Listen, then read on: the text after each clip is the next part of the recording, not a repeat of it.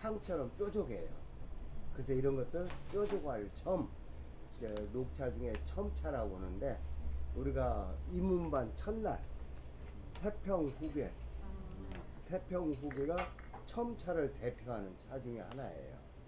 그리고 이거 이제 안휘성 구화산에 그 우리 신라 왕자 김교각 스님이 거기서 불도를 닦으면서 그제 신라에서 가져간 차씨를 구화산에 뿌려서 그제 부처님 차 해서 부처불 차하다 해서 불차라고 하는데, 그래서 이제 구화산 불차예요. 근데 그 구화산이라는 데가 우리나라 신라 때 진평왕의 아들인데, 그 아들이 중국에 가서 불법을 공부하면서 거기에서 득도를 해가지고 중국에 명실상부한 지장보살, 이제 뭐랄까 이 지장보살이라는 그 보살님은 세상에서 가장 뭐랄까 그 자애스럽고 그 희생정신이 많으면서 그 남을 위하는, 나보다 중생을 위하는 그런 보살님이 이제 그 지장보살님인데, 이제 지옥의 뭇 중생들을 전부 그 이제 구제를 하고 난 뒤에 마지막에 이제 그 천상에 올라가시는 그 분이 이제 그 지장보살님인데, 그래서 이제 대표적인 부처님을 좌우에 모시는 이제 부처님 그 보살님 중에 관세음보살님 또 지장보살님, 그런데 중국의 지장보살이라고 사람들이 추앙하는 분이 바로 우리 신라 왕자 이제 김교각 스님이에요. 근데 이제 우리가 이제 실제로 그 이제 뭐 지금으로부터 뭐 한 1400년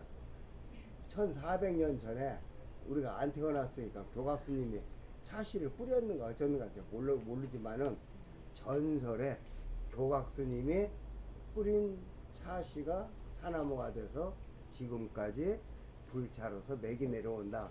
이제 중국 녹차 중에 상당히 또 그 유명한 차 중에 하나예요.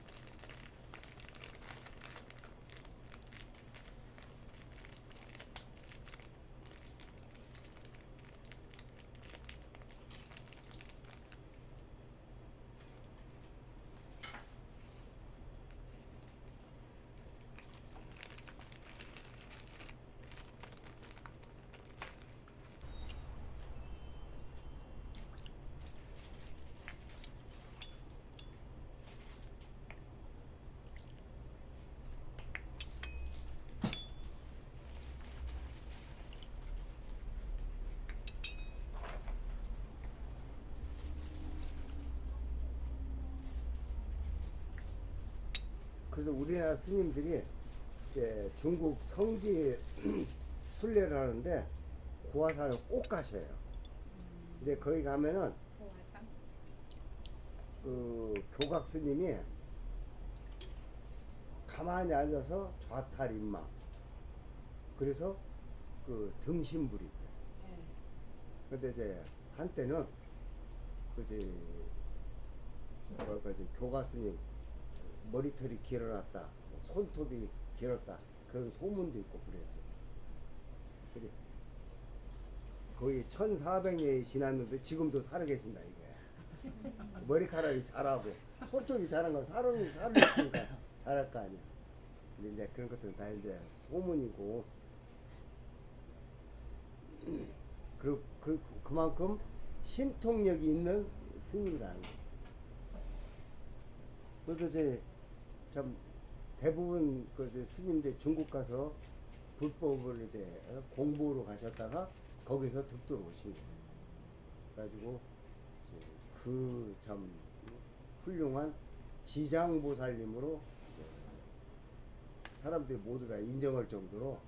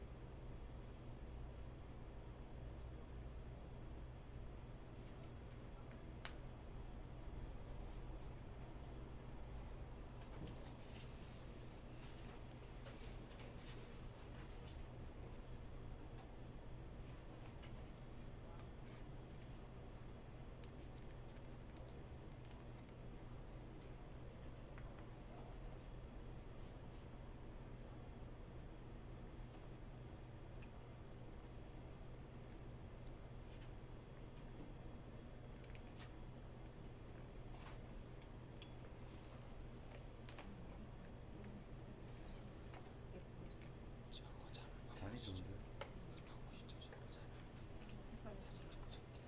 아, 잔?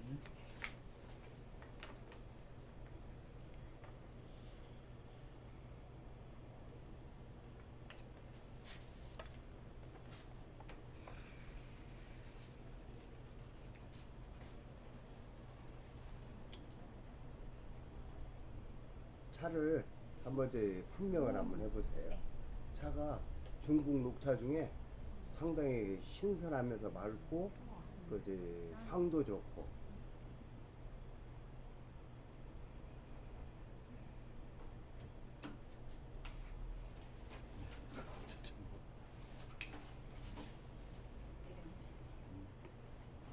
알겠습니다. 아주 이제 특수한 차예요. 지금 올려주세요. 지금 중국 차들이 20년 전만 해도 정말 자기 집에 명예를 걸고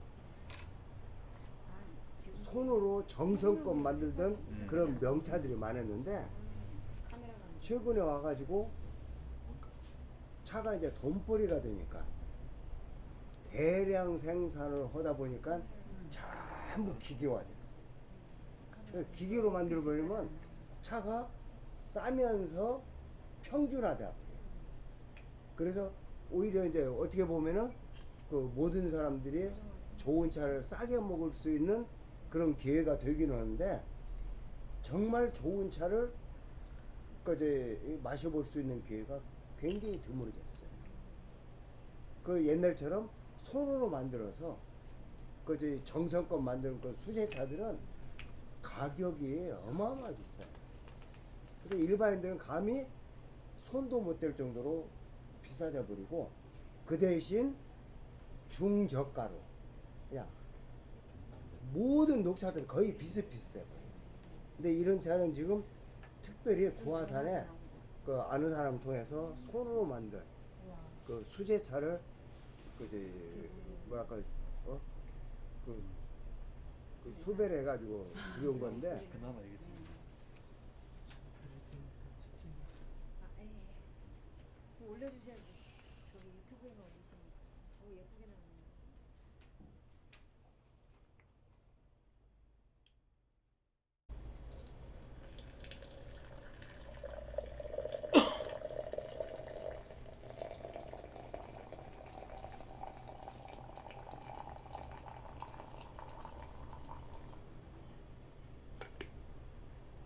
이제 첫 차는 차입이 바짝 마른 상태라 차가 안 우러나요.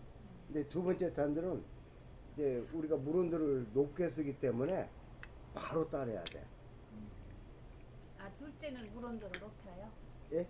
두 번째 물은 온도를 높여야 되는 거예요? 물 온도를?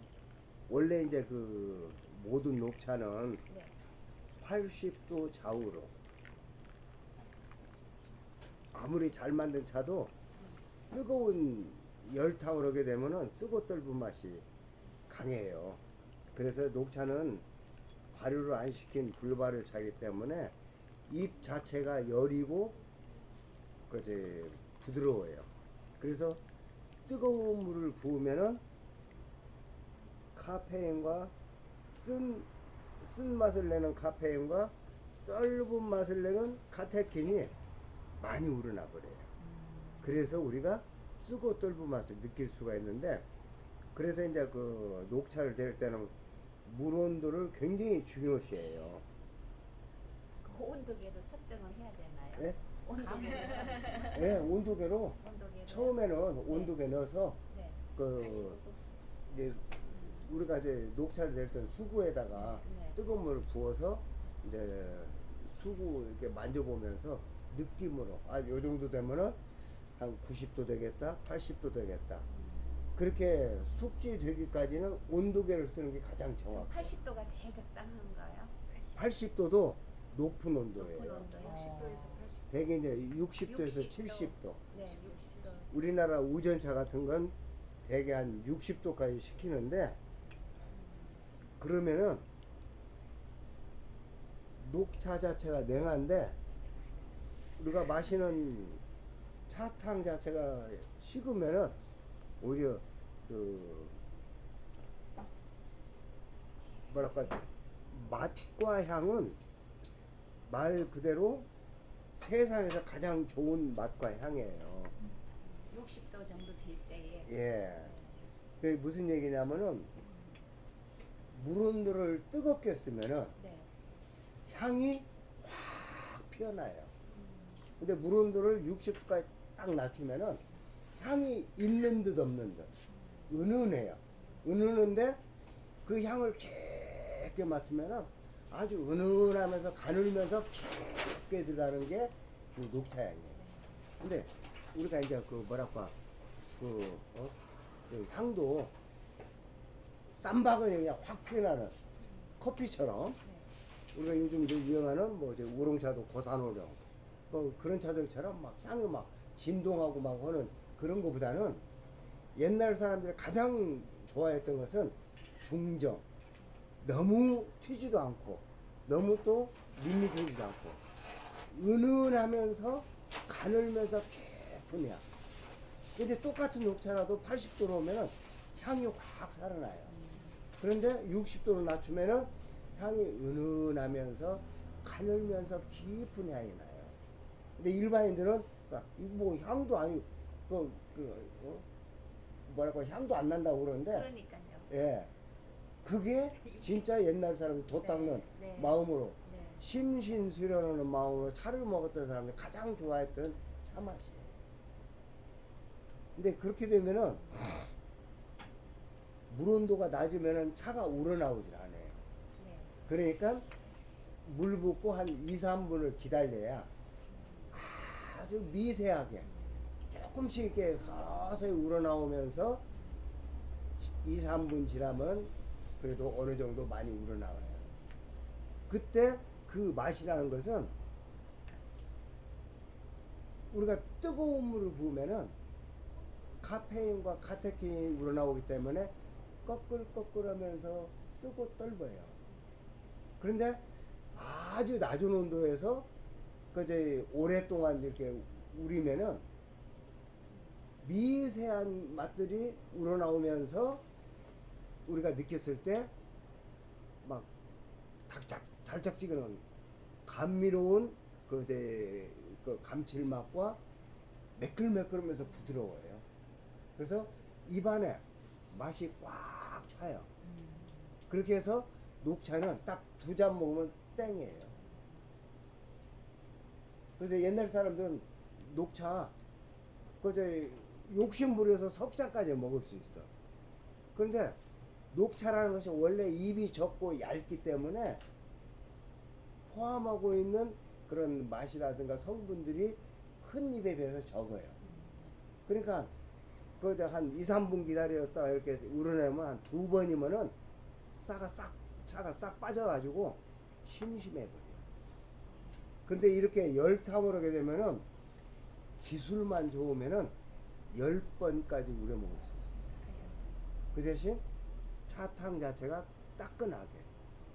그래서 요즘 와서는 차를 좋아하는 사람들이 전부 열탕을 해요.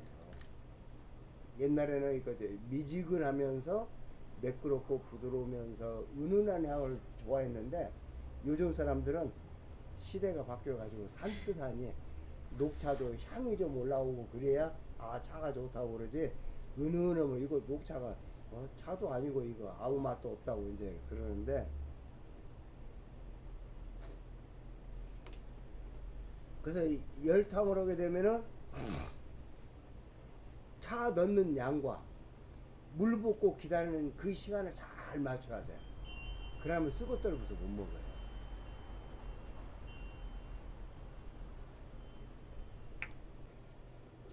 어쩔 수 없어요. 녹차기 때문에 잎 자체가 열이기 때문에 열에 약해. 그래서 카페인하고 카테킨이 많이 우러나기 때문에 약간 쓰고떨무 맛이 느껴지는데 그게 원래 차의 맛이에요. 근데 그 쓰고떨무 맛이 싫다고 해서 그걸 갖다 발효를 시키고 이제 그래가지고 매끄럽고 부드럽게 만드는 그게 차를 만드는 그 뭐랄까 제다하게 발전이에요.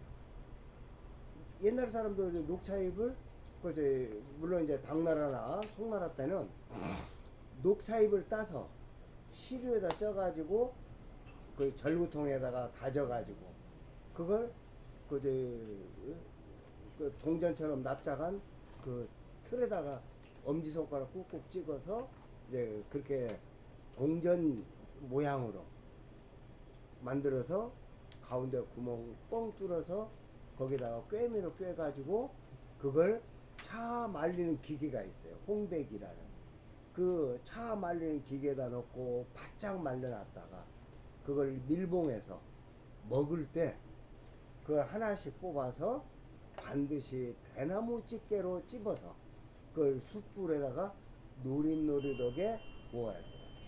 그런데 너무 많이 구우면은 차에서 냄새가 나고 너무 적게 구우면 차에서 비린내가 나요. 그냥 그걸 얼마만큼 잘 요령 있게 잘 굽냐에 따라서 차가 맛이 좋고 나쁘고. 근데 똑같아. 요즘 이제 차를 이제 겪어보신 분들은 알지만은 가마솥의 온도와 그 안에서 손놀림에 의해서 손놀림이 빠르면은 덜 타고 이게 왜냐면 가마솥이 이제 중국 차들은 대부분 한 200도 이하로 이렇게 덮어요. 근데 우리는 그 400도 이상으로 아주 뜨거운 열로 차를 덮거든요. 근데 좀 서툰 사람이 차를 덮다가 조금 멈추다 보면은 밑에는 타버려. 그래서 냄새가 나. 이제 그런 것들이 옛날 당나라 때 숯불에다 노릇노릇하게 골고루 잘 구워야 그게 차가 향이 나고 맛있는데 조금 잘못 구우면은 태우면 이제 냄새가 나고. 이제 여러분들이 이제 그 향과 맛을 잘 음미해 보세요. 그러면은 약간 풋풋한 네. 그 맛과 향이 강해요. 구수해요. 근데 우리 녹차하고는 그 뭐랄까 조금 세번째 좀 그저 떨 다른 맛과 향이야. 그건 몰라요. 그래 왜냐면은 이 이제 안휘성 녹차들은 차를 그저 덮은 뒤에 비벼가지고 그걸 솥에서 말리는 게 아니라 홍배기라는 홍배기를 사용해가지고 차잎을 말려요. 건조를 시키는데 이 우리 녹차는 가마솥에 덮어서 그 안에서 전부 뭐랄까 완제품을 만드는 게 우리 녹차의 전통이라 아무래도 녹차잎이 가마솥에 오래 이렇게 덮다 보면은 약간 구수하면서 맑고 신선한 맛이 나와요. 근데 이건 가마솥에는 한 번 덮고 대부분이 이 홍배기로 간접열로 그러니까 홍배기는 바닥에다가 숯불 피우고 한 40cm 이상 떨어진 데다가 왕을 해놓고 그 위에다가 차를 얹어요. 그러니까 바닥에서 직접 가마솥에 닿는 게 아니라 간접열로 말리는 거예요. 그러니까 원래 녹차잎이 가지고 있는 신선한 맛, 그건 이제 청미, 풋풋한 청미라고 해요. 청미가 많아요. 그래서 요건 이제 홍배기에다가 말려서 만든 녹차 해서 홍청 녹차 나오고, 우리 이제 가마솥에 덮어서 그저 직접 열로 그저 덮어서 만든 건 우리가 그 덕굴 초, 볶을 초, 뭐 깨볶는다, 뭐 그럴 때 그 불화변에 그 소자 해가지고 그 덮는다는 뜻이에요. 그래서 가마솥에다 덮어서 완성한다 해서 부초차라. 그래서 거기서 덕굴 초 해서 풀을 청 초청 녹차라고.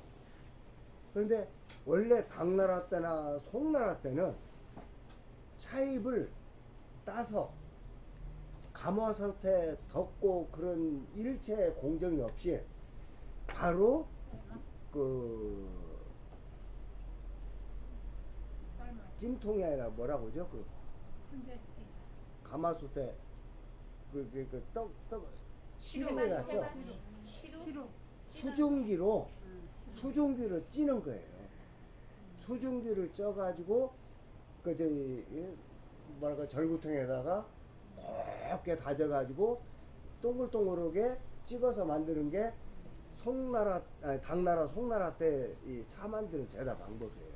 그래서 그때는 차잎이 가지고 있는 풋풋한 맛이 그대로 다 살아있어요. 그래서 그걸 갖다 먹을 때는 숯불에다가 노릇노릇하게 구워야 맛있는 맛과 향이 나. 그냥 풋풋해. 근데 일본 사람들은 당나라 때 그 가마솥에 찌는 그 수증기 할 때 해서 증차법이라고 해요. 그 방법을 배워가지고 지금도 녹차를 만들 때 가마솥에 쪄서 차를 만들어요. 그래서 일본 녹차들은 그 전부 다 약간 비릿한 풋풋한 이 뭐랄까 생잎이 가지고 있는 그런 맛들이 강해요. 그래서 이제 그 사람들은 이제 그게 이제 뭐 저 1000년 이상 습관이 돼서 그 사람들은 맛있다고 먹는데, 우리 한국 사람들은 일본 좋은 녹차를 갖다 줘도 비릿해서 못 먹어요. 맛이 없어. 우리는 약간 부초차처럼 구수하면서 맑은 향이 나야 되는데, 일본 차는 풋풋한 청미가 강해. 그래서 비릿해요. 그래서 그 사람들은 가마솥 수증기 할 때 증청 녹차라고. 그러니까 녹차를 크게 초청 녹차, 홍청 녹차, 증청 녹차 이렇게 세 가지로 나눠요. 이제 그래서 각 지방마다 만드는 전통에 따라서 그 맛과 향들이 다 달라요. 그래서 유구 선생이 그 당나라 때 이제 이제 이 중국의 차 문화가 시작이 되는데 22살 때 4년 동안을 중국 전 각지를 돌아다니면서 그 지방에 차 만드는 차나무의 특성과 그리고 차를 만드는 방법이라든가 그런 것들을 4년 동안을 전부 돌아다니면서 조사를 해요. 그리고 그제 좀 신농씨가 그제 인류의 질병을 고치기 위해서 하루에도 100초를 씹어서 약성과 독성을 구별할 때 하루에도 72가지의 독에 중독이 됐을 때 그때 녹차잎으로 해독을 했다는 전설 신화가 이제 녹차의 최초의 기록인데 그건 이제 어디까지나 훗날 사람들이 신농시를 이제 농사의 신이고 불의 신이기 때문에 미화시켜서 신농본초경이라는 걸 쓰면서 거기에 차는 신농시가 해독제로 썼다고 이제 왜냐하면 신농시가 그때는 문자가 없었기 때문에 그것도 문자가 있어도 직접 이렇게 그 이순신 장군처럼 난중에 이렇게 써놓으면 훗날 사람들이 얼마나 편하고 좋아. 그때 상황을 다 알 수가 있잖아.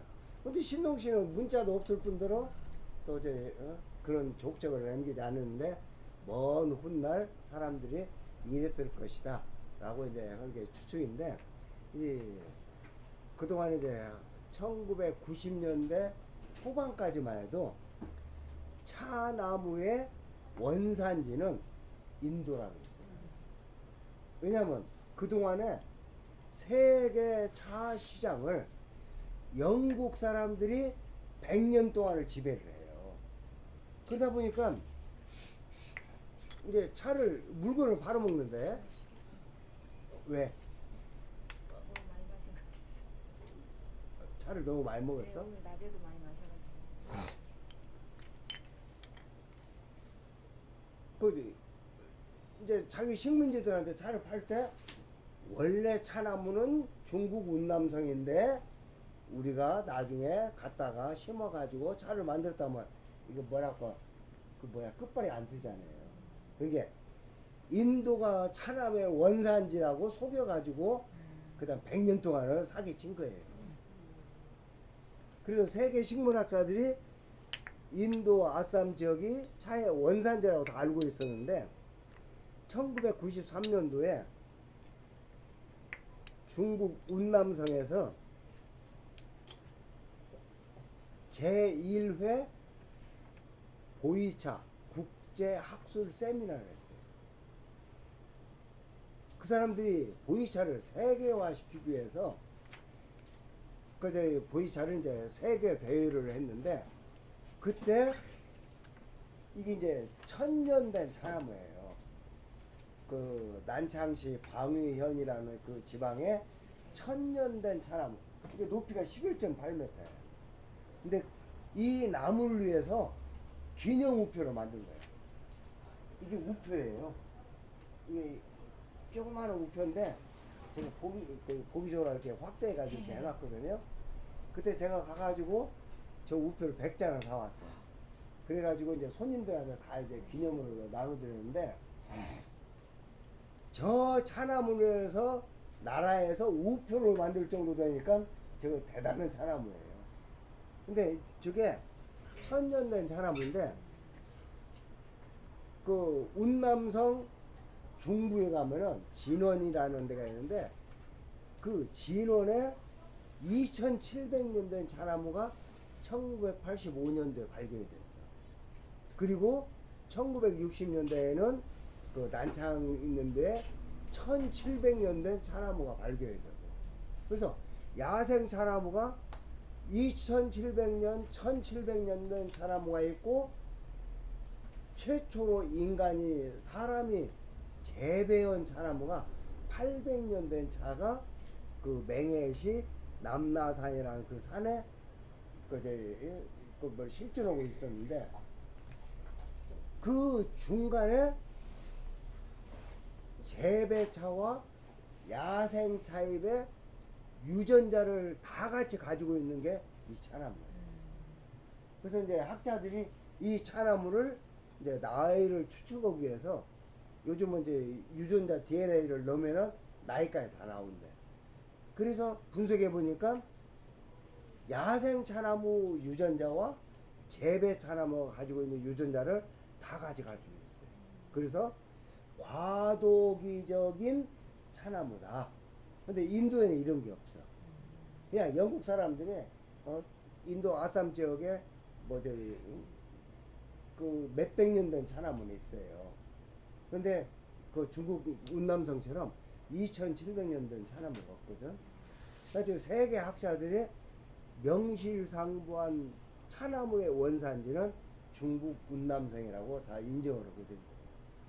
그게 이 차나무가 야생 차나무와 재배 차나무의 그런 유전자를 다 가지고 있어서 이 차나무가 바로 이제 증명이 된다 해가지고 차의 원산지가 운남성으로 된 거예요.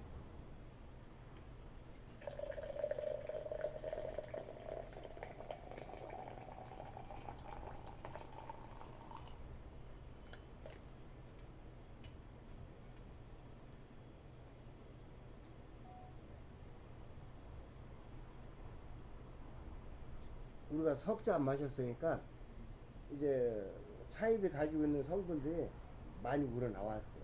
그래서 이때부터는 조금씩 시간을 더 길게 잡아줘야 돼.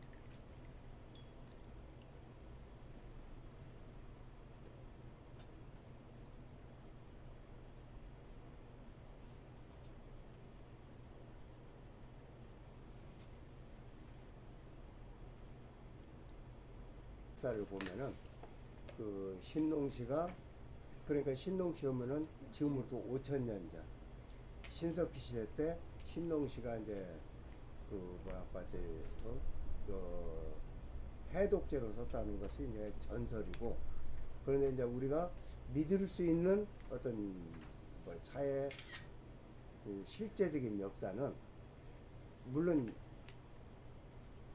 그 이제 준하나만 BC 1060년이에요.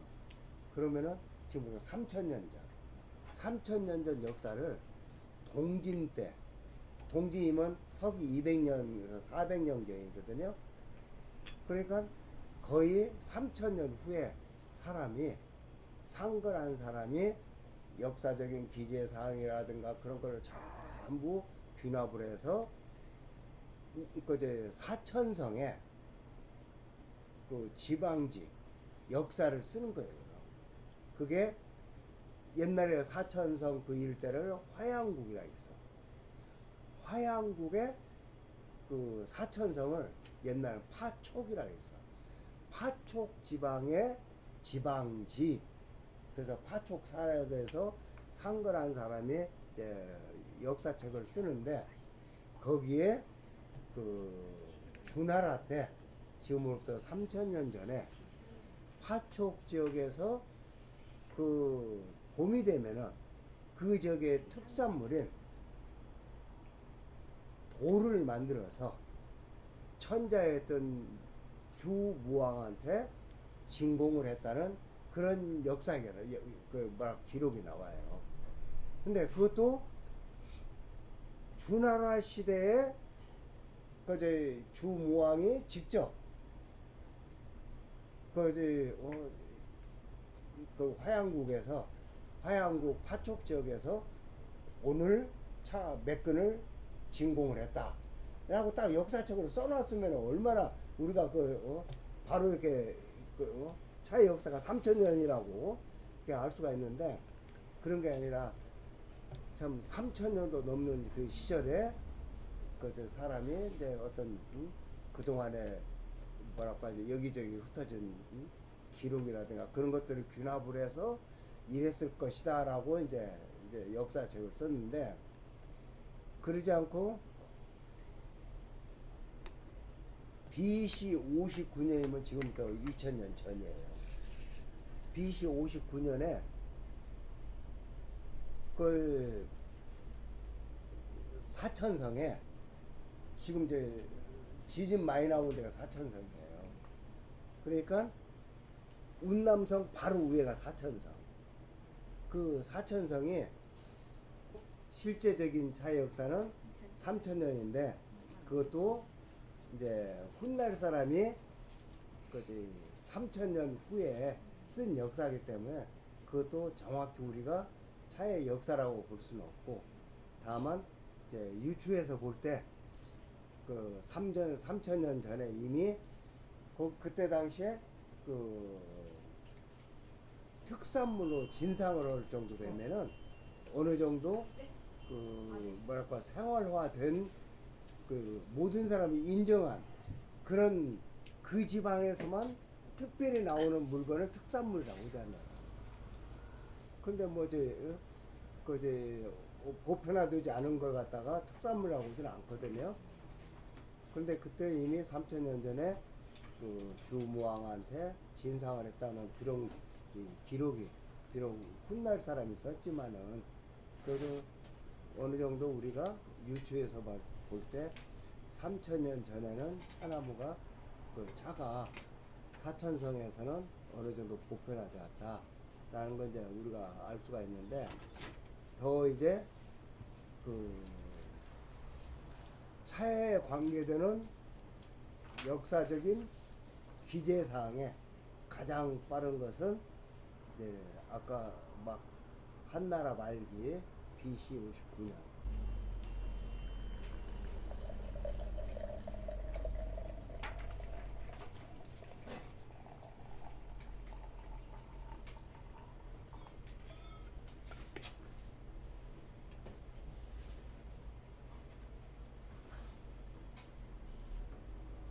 자, 이제 시작을 하겠습니다.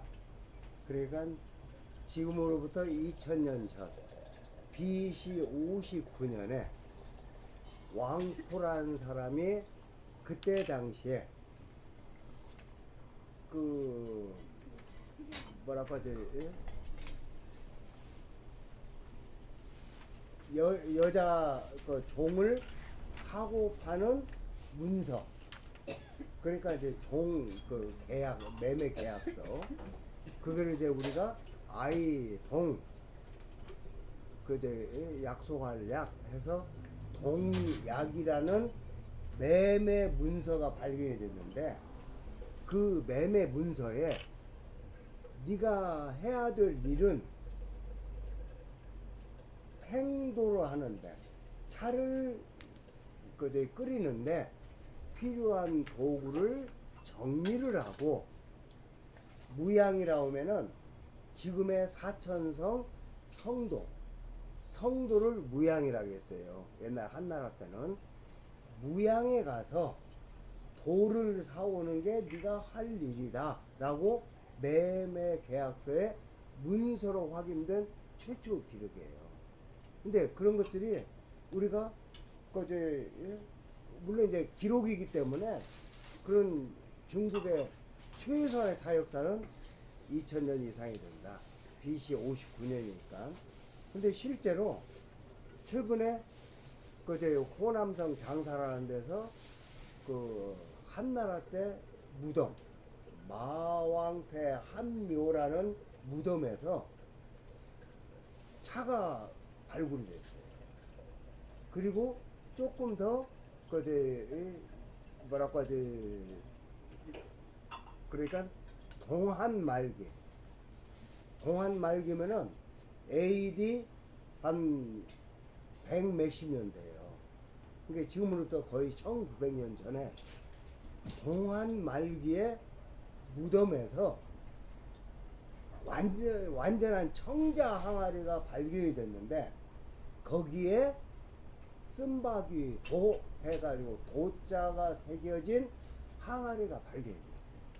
그래서 옛날 사람들이 차는 항아리에다가 보관했다는 그런 걸 우리가 간접적으로 알 수 있고, 그만큼 아까 그 왕포가 쓴 그 동약이라는 그 매매 종 문서와 그리고 실제로 그때 당시 무덤에서 차가 발굴이 되고 그런 것들이 이제 모든 것이 이제 입증이 됨으로써 차는 최소한 한나라 때부터 일상 생활화 됐다는 걸 우리가 알 수가 있어요.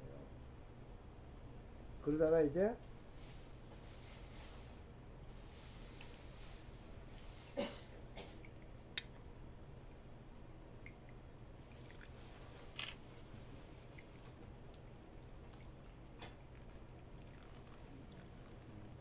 닦았어.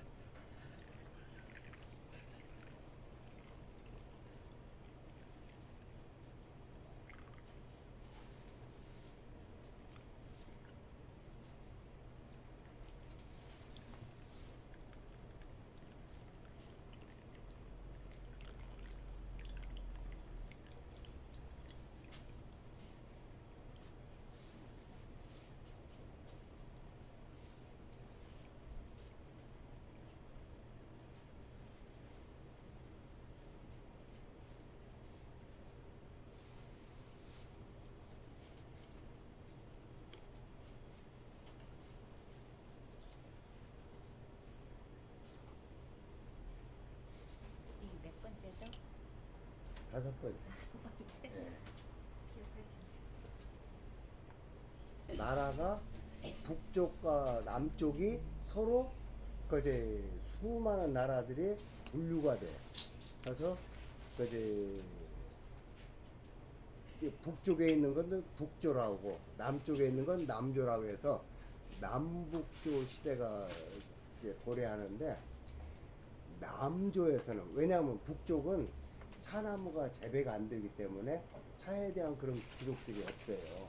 근데 남쪽은 되게 그제 뭐랄까 장강을 끼고 그 오랜 세월 이제 차나무가 그 뭐랄까 이동하면서 거의 남조 일대에 지금으로 말하면은 그 뭐죠 절강성, 강소성, 안위성, 그리고 밑에 호북성, 호남성 그 일대까지 차가 전부 생산이 되고 그랬는데, 남조 시대에 동진이라는 나라가 있는데 그게 그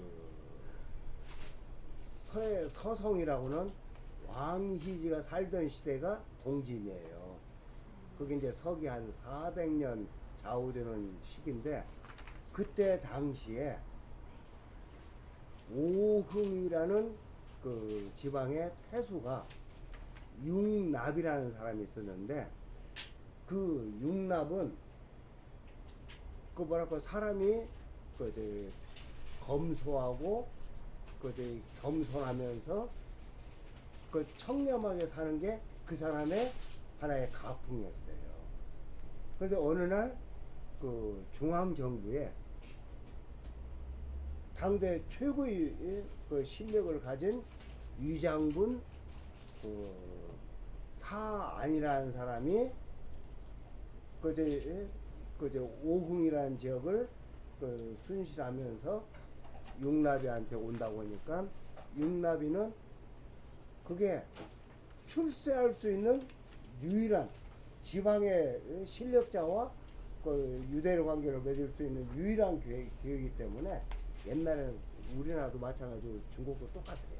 막 걸판지게 막 융숭하게 대접을 해서 그 사안의 호의를 갖고 올라가게 해줘야 출세가 빠른데, 융납이는 차와 과일과 다과상을 차려서 융납이를 이제 대접을 하려고 준비를 하니까, 그 조카가 융납의 조카가 우리 삼촌이 너무 인색해가지고 이럴 때 그제 돈 좀 써가지고 막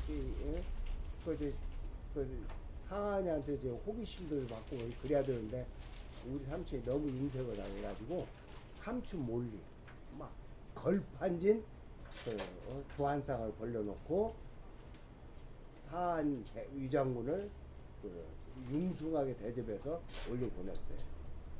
그러니까 육나비가 조카가 그랬다 보니까 대노하면서 육나비를 동원이라 해서 옛날 그 죄진 사람들 심판하는데 거기다 꿀 앉혀놓고 내 이놈 네가 내 집안에 검소하고 그런 내 집안의 가풍을 어겼으니 곤장 40대를 쳐요.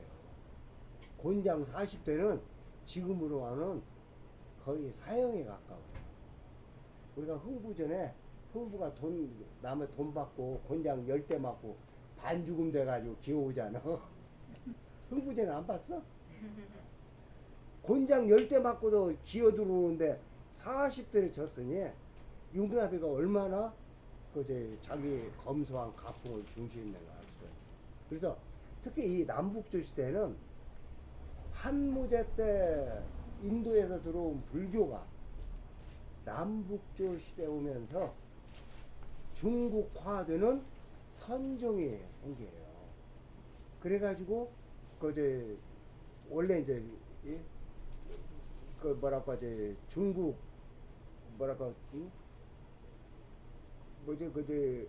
본토에 있던 그 종교는 유교하고 노자 장자가 얘기한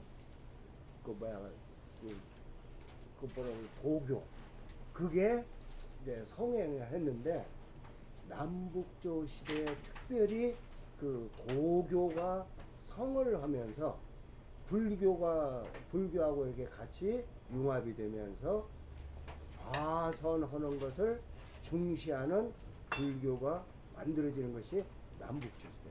그걸 참선선 마루종에서 선종이라고 하거든요. 그게 우리나라 이제 조계종 스님들이 성철 스님이나 그런 사람들이 장좌 불화 해가지고 막 며칠씩 앉아서 이목고 참선하자 그런 것들이 남북조 시대 때 나왔어요. 그래서 남북조 시대 전체 사회의 분위기가 그런 식으로 청렴하고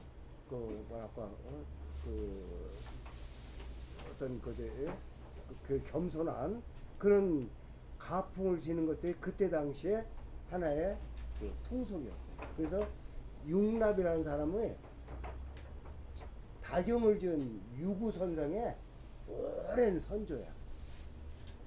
그런데 육납이라는 사람이 본인이 생각할 때는 외부에서 손님이 왔을 때 가장 좋은 손님 접대는 차와 과일이 가장 좋은 그 예절이라고 육납이는 생각하고 이 교회에 자기의 검소한 가풍을 사하냐한테 보여줄 수 있는 좋은 기회라고 생각했는데 조카놈이 그냥 자기 어떤 가풍을 어기고 막 다른 사람들처럼 걸판지게 이렇게 조한상을 재놓고 해가지고 곤장 40대를 쳐요. 그리고 그 동진 그 조금 지나서 제나라라고 있는데 제나라 황제가 죽기 전에 유조를 내리기를 내가 죽으면은 가축을 도살해서 제사를 지내지 말고 떡과 과일과 밥과 차만 있으면 된다 라고 일반인이 죽으면 유서 그리고 황제가 죽으면서 쓰는 유서는 유조라고 그래요. 그러니까 유조에 내가 죽으면 제사를 지내는데 막 고기 같은 거 살상오고 그러지 말고 떡과 과일과 차와 술로 그런 식으로 제사를 지내라고 유언을 했어. 그런 걸 봤을 때 남북조 시대라는 그 시대의 어떤 시대 상황을 우리가 간접적으로 알 수가 있는데 그만큼 차는 그 시절 남북조 시절에는 내 집에 오는 손님을 그 뭐랄까 대접하는 예절에 가장 근본이 되는 게 차대접이었어요. 이제 그런 것들이 뒤에 그 송나라에 오면서 송나라 그 차가 그 이제 지난 시간에 제가 수아 그 여린 잎을 물속에 넣어가지고 불어나면은 그 껍질 벗기고 그 안에 걸 그 이제 빼서 이제 차를 만들. 그러다 보니까 차가 황금덩어리처럼 비싸지. 그만 황금덩어리처럼 이제 비싸지니까 차 선물이란 것은 세상에서 황금 받은 거 똑같아. 그래서 차 선물이 최상의 선물이었어. 그런 어떤 시대적으로 계속 이어져 오면서 그 뭐랄까 명절날 제사는 조상들한테 차로서 그 이제 올리는 그런 풍속까지 만들어지는 거예요.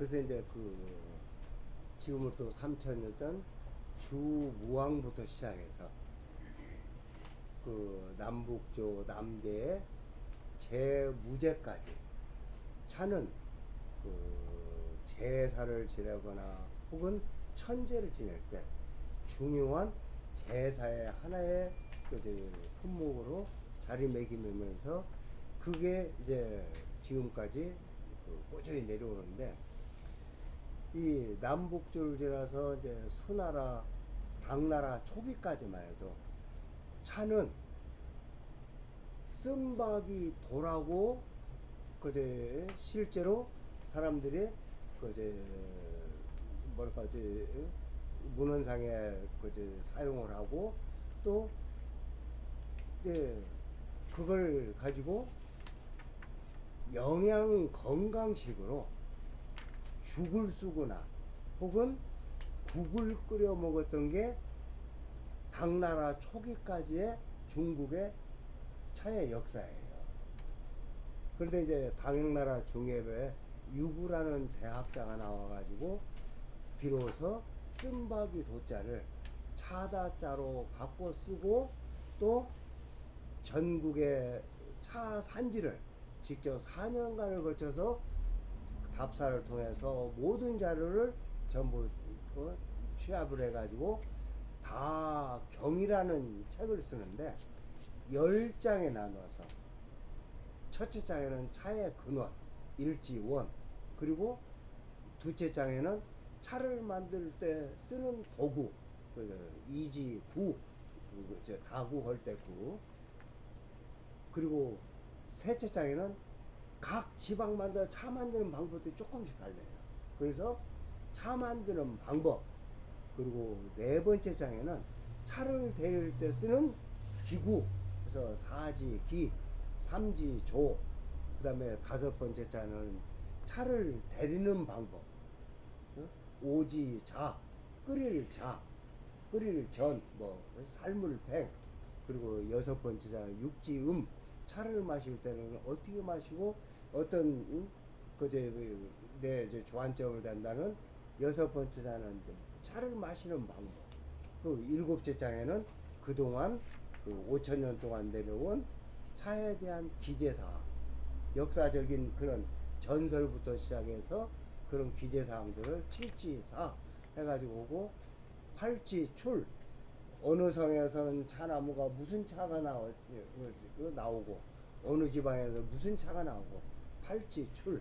그러니까 여덟 번째는 차가 생산되는 지역에 따른 그런 것들을 구기로고, 아홉 번째 장에는 차는 모름지기 정성을 다해서 그제 다루고, 물이라든가 물을 끓이는 방법이라든가 차를 데리는 방법이 그런 것들을 다 열거해 놓고, 9번째 자에 가서는 그렇다고 해서 항상 차를 그렇게 하는 게 아니라 예를 들어서 여행을 간다든가 혹은 산을 올라갔을 때는 이런 때는 이렇게 하고 저럴 때는 저렇게 할 수 있는 그 생략할 수 있는 방법.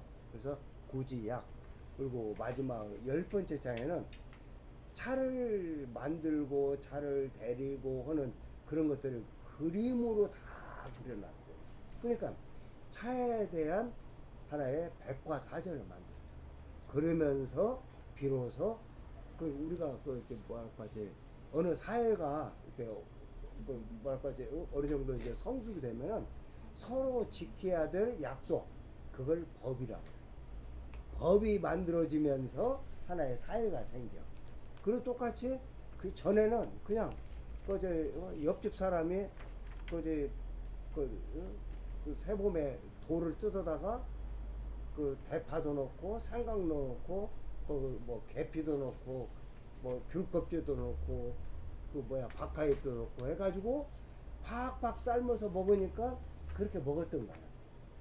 그런데 당나라 중엽에 서기 780년 25년이라는 오랜 세월 동안은 유구 선생이 다경을 집필하면서 그게 하나의 보본이 되어 가지고 독립된 정신 문화로 그 뭐랄까 그 형성이 되면서 차 문화라는 게 그때부터 생겨요.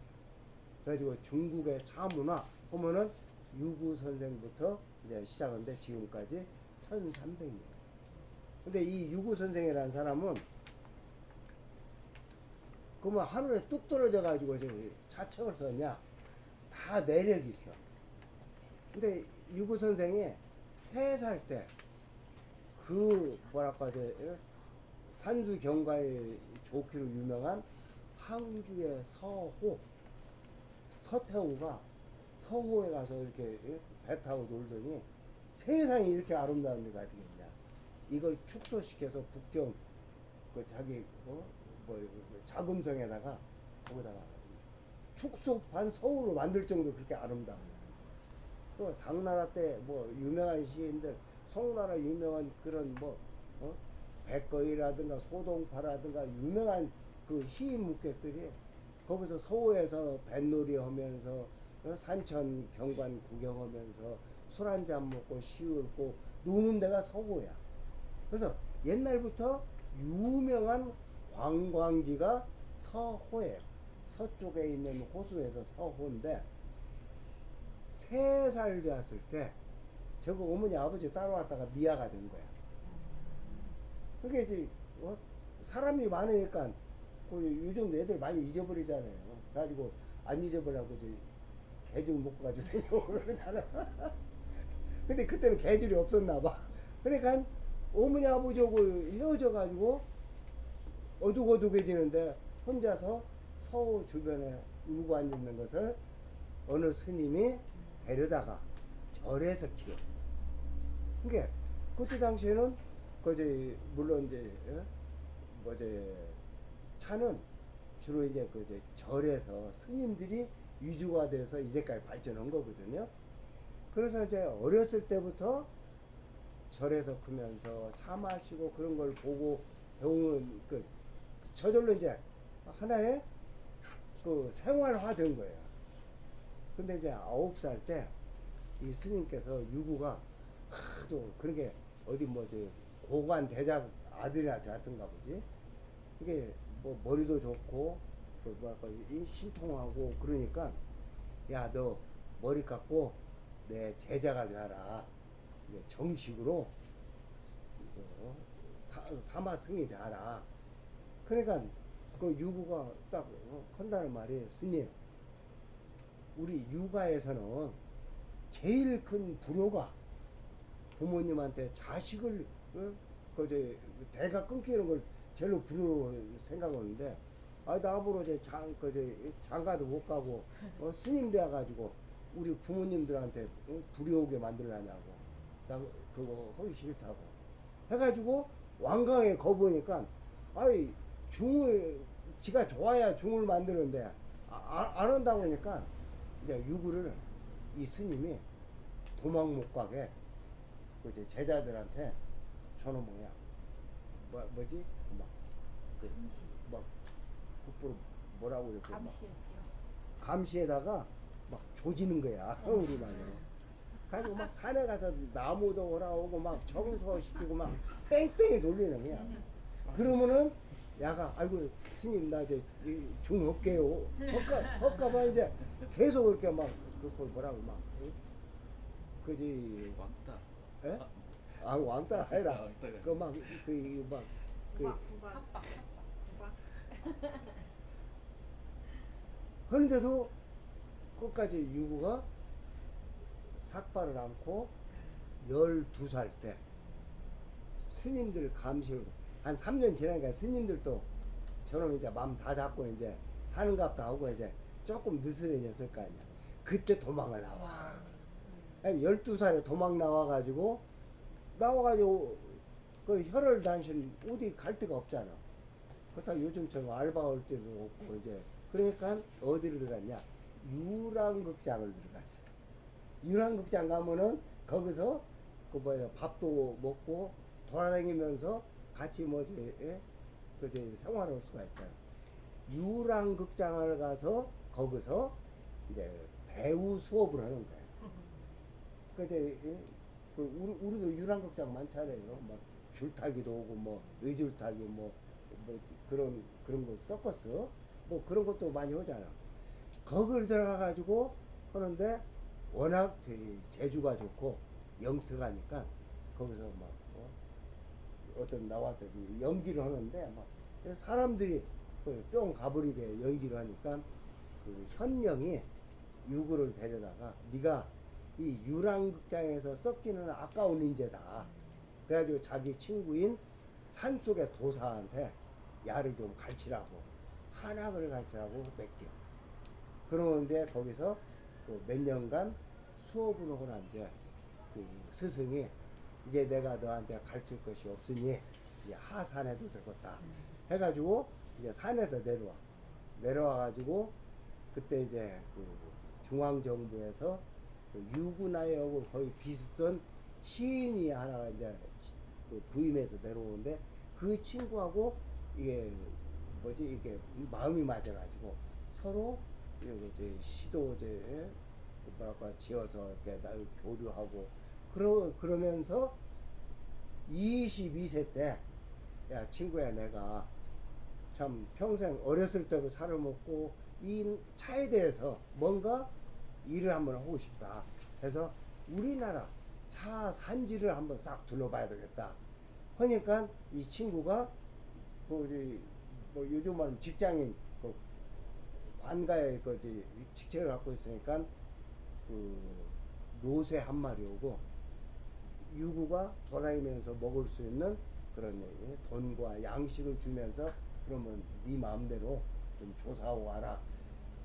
그런 도와주는 사람이 없으면은 굶으면서 4년 동안을 돌아다닐 수가 없잖아. 그래서 이제 그런 어떤 좋은 인연들이 있어서 4년간을 실제로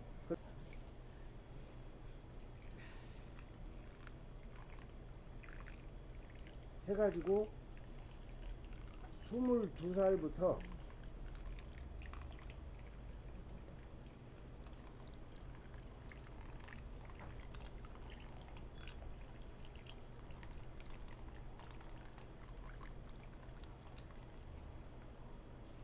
10년간을 책을 써가지고 다시 5년간을 요즘 말로는 수정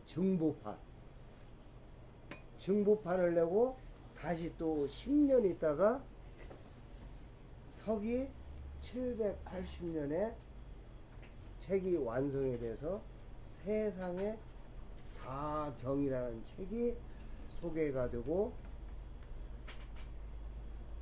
처음으로 쓴바기 도자가 차다자로 다경에 쓰이면서 지금까지 차다자로 내려온 하나의 역사적인 근거가 되는 것이 바로 유구선성의 가장 큰 공로예요. 근데 이제 당나라는 요즘 이제 기후학자들이 최근 몇 년이 지구가 생긴 뒤로 가장 뜨거운 시기래. 근데 이 기후가 어쩔 때는 막 빙하기가 왔다 가지고 막 온 지구의 모든 동식물이 싹 얼어 죽었잖아요. 그런가 하면은 온난기가 있어. 또 따뜻할 때가 있어. 그렇게 지구 기후 변화를 중국 학자가 중국의 기후 변화를 연구를 했어. 근데 몇백 년을 주기로 해서 추웠다가 따뜻했다가 추웠다가 따뜻하다 이걸 계속 반복을 하는데 당나라에 와서 가장 따뜻했대. 그래서 귤나무가 원래 저쪽 우리도 제주도 그 아열대성 식물인데 당나라에 와서 장안이라고 당나라 수도 장안 그러니까 지금 섬서성 그 중국의 중서쪽에 거기까지 귤나무가 이식이 됐어요. 그리고 차나무도 서서히 북상하면서 산동반도 맨 밑에 날일자 피칠조자 일조라는 그 지역까지 차나무가 점점 이식이 되면서 우리나라 익산군 이남 그리고 일본의 규슈 남쪽 해가지고 아열대 지역까지 당나라 때 차나무가 이식이 되고 지금은 세계 58개국 이게 커피나무가 사는 아열대, 열대, 온대까지는 지금 전부 차나무가 그 이식이 그 뭐랄까 이제 자생을 하는데 최근에 와서는 북한에 그 이제 어디